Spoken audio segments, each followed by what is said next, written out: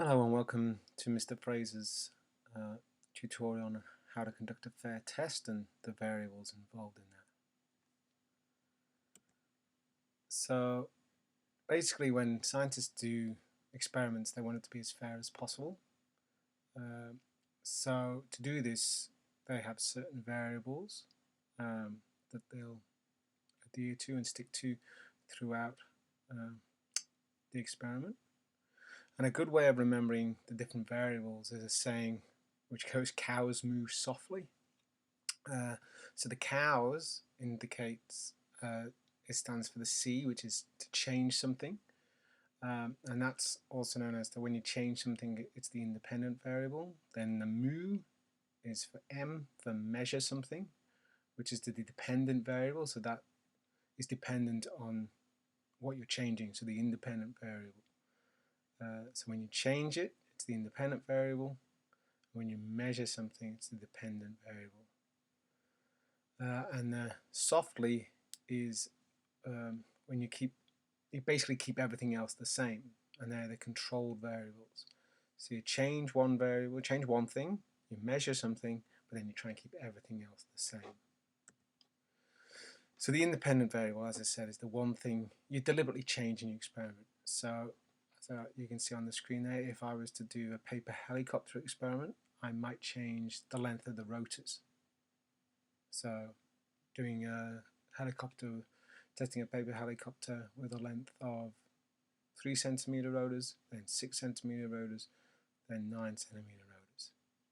Just changing that. Or I might change the material the helicopter is made out of, or the number of paper clips I stick on the bottom of my paper helicopter. But I only choose one of those. I don't do two of them. I choose one of them, and that's my independent variable. Then the dependent variable is the thing I measure. So with my paper helicopters, when you're doing measuring, when you're doing a dependent variable, you want to do something that's easy to measure. So distance is good, or weight, or time. So with the paper helicopters, a good thing to be is probably the time, the distance it falls from a set height, and how long it takes to reach the floor. Now the control variables is basically everything else. So you're trying to keep everything else the same. So with my paper helicopter, as I said, the drop distance, I'd drop it from the same height each time. I'd make the helicopter out of the same material every time. The person who drops the helicopter, keep that the same. So the position the helicopter is launched from, even where you hold it, and then the person even chopping the helicopter out, all those sort of things, they seem insignificant, but to keep it as fair as possible, you need to try and keep everything else the same.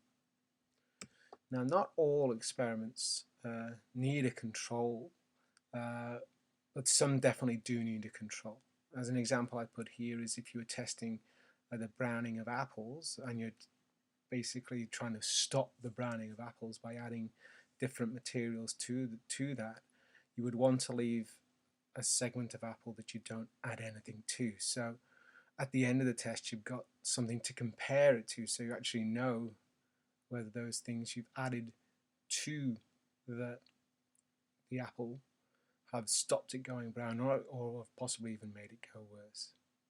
So you need to remember the three variables are the independent variable, so that's the thing you're going to change, the one thing you're going to decide to change. Then the second is the dependent variable, so that's the thing you will measure. Then you've got the controlled variables, so things you're going to keep the same throughout the whole experiment. Okay, thanks for listening.